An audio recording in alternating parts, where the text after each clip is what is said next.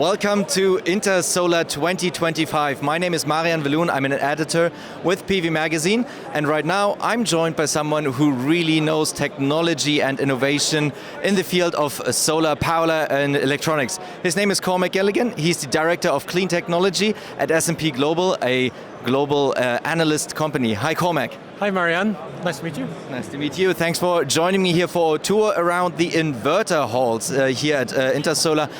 With the first half day gone, what's your first impression of Intersolar this year?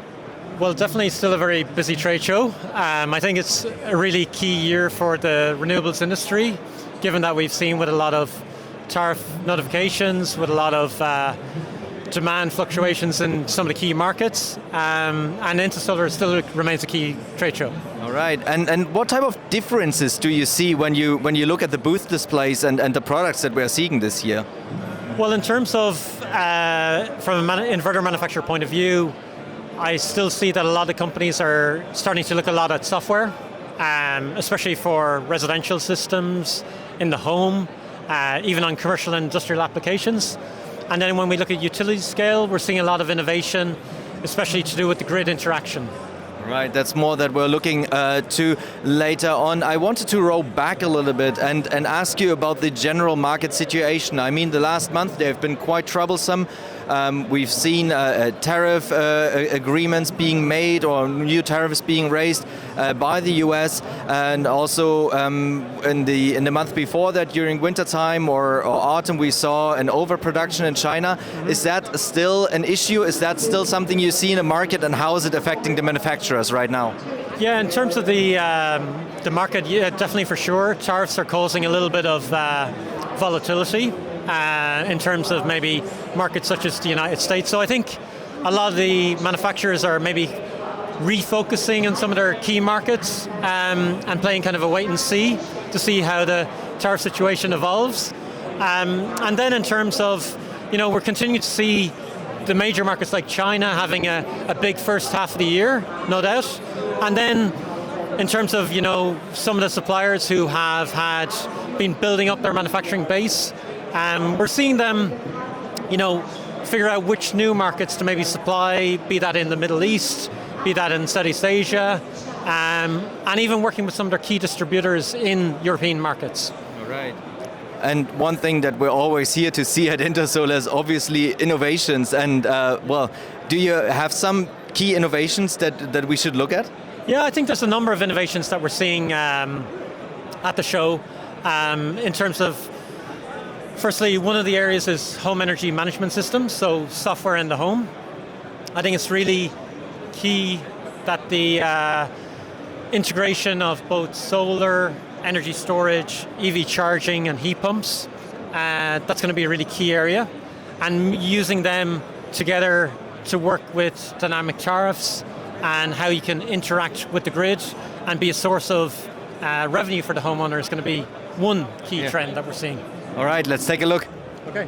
We're here at the Solis display here at Intersolar, and they're doing some of what you just said, integrating the dynamic tariffs into the system, and also increasingly using software to make residential solar power integrate better into the grid. How are they doing that, and why is that a trend right now?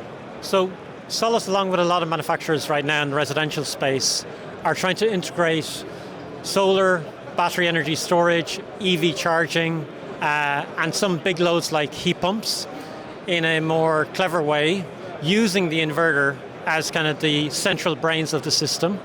And they're using software to basically figure out potentially when to import energy, export energy, when to maybe calculate some revenue from the grid at maybe low hours of electricity prices, and also to figure out if there are non-critical loads, maybe to switch off some appliances if required.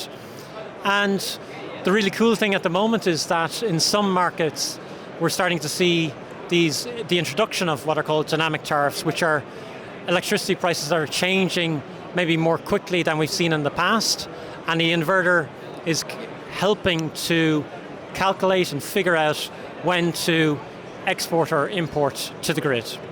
Okay, and what type of loads does this affect? Because we're seeing quite a bunch of loads here, but I think it isn't speaking to, in fairness, it's speaking about backup load, but we're seeing a display here of lights, television, etc. What type of loads do you think it should really affect?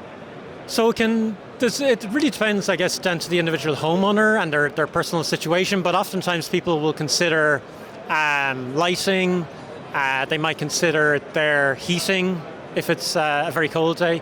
It could, if it's electric heating and hot water. And then in some cases it may be their electric vehicle, their own even battery to kind of save when they use it. And the really interesting thing is that we're moving beyond just very predefined use cases into more flexible, dynamic use cases in the coming years. Yeah, a week ago we saw something terrible happen in Spain. A major blackout hit the peninsula, the entire Iberian Peninsula. Well, some voices said this is maybe down to renewable energy. Actually, the renewable energy industry has already found an answer. I mean, that we don't know whether they're responsible. We don't think so they're responsible.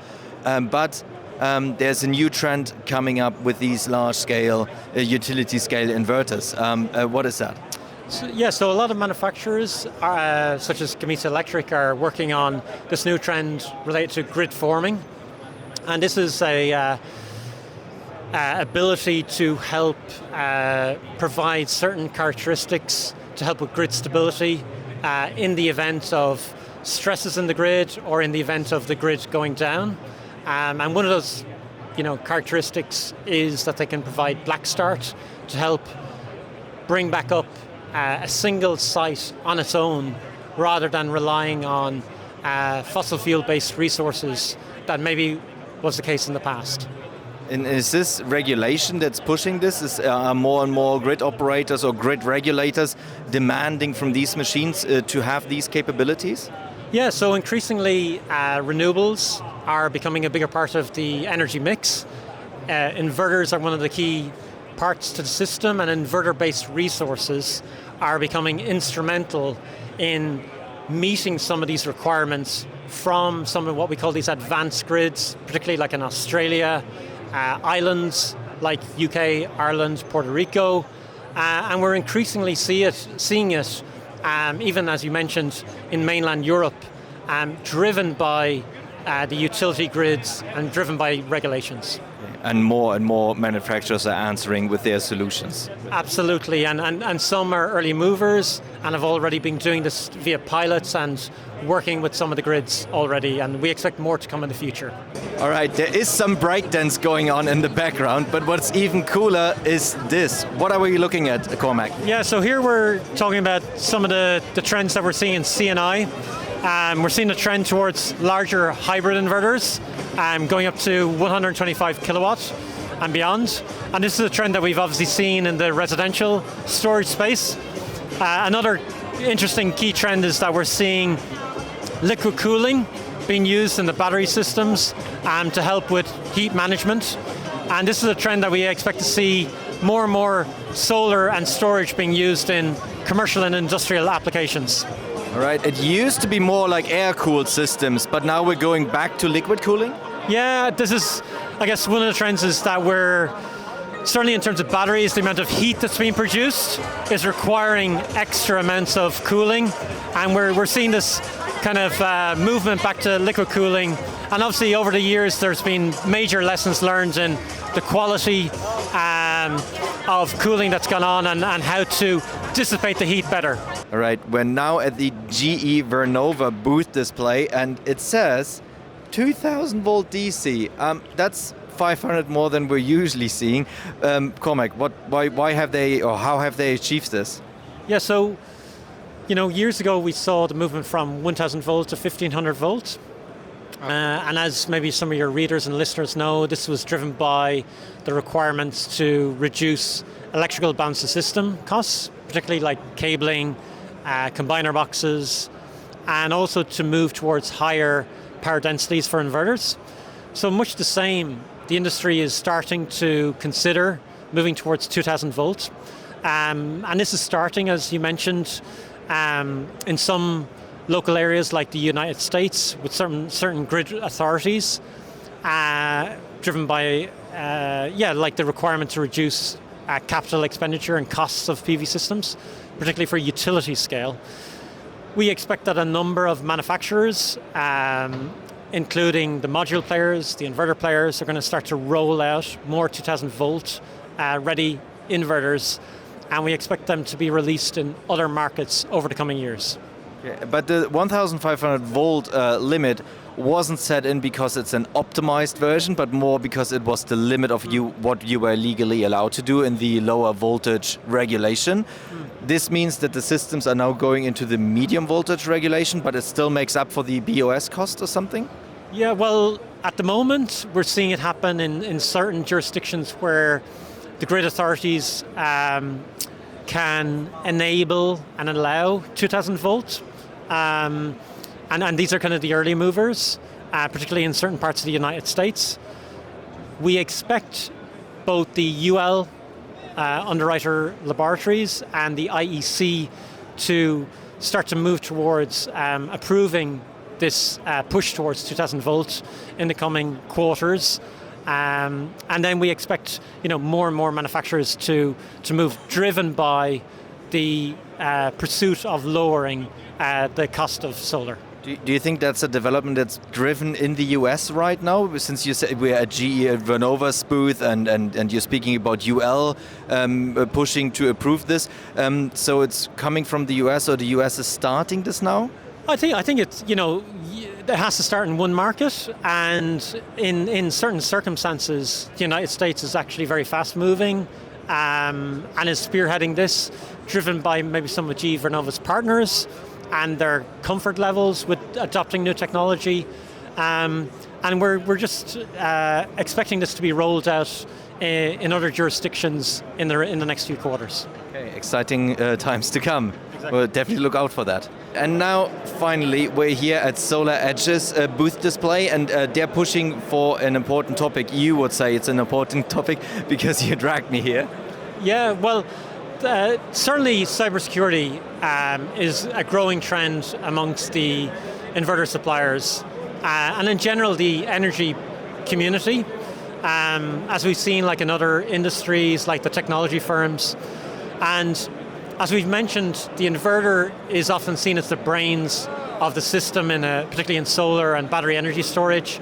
And one of the key things is that it's going to be more and more important that the energy and the data that is controlled, monitored, measured, is safeguarded by a lot of the leading and mature manufacturers. So as the inverter is becoming smarter and smarter, it's doing its business with more and more data that it's getting from the internet. If left unchecked, that could develop into a threat. But is there, because somebody could use this as a back channel to then do something that the inverter wasn't meant to do? But what are regulators or maybe manufacturers doing against this? Yeah, so you're exactly correct in that is a possibility, and then so far the manufacturers have been very proactive in trying to protect against any of these nefarious actors being involved, but it's growing more important. And so we've seen everything from trade associations like Solar Power Europe advocating for increasing methods of protection, asking companies to put extra resources to play in terms of their software development. And then we're also seeing in different markets like the Cybersecurity Resilience Act coming into play, that they are pushing home that cybersecurity is getting prominence in the industry. Right. Thank you. Well, from smart inverters in the home to grid-forming inverters, 2000 volt applications, and also cybersecurity. I think there are a lot of new trends to observe, and CNI, not to forget, now liquidly cooled. There are a lot of new trends to observe here at the trade show Intersolar 20, or the Smarter E Europe 2025. Thank you so much, Cormac, for taking the time to tour me around the inverter halls B3 and B4. You're welcome. Thank you.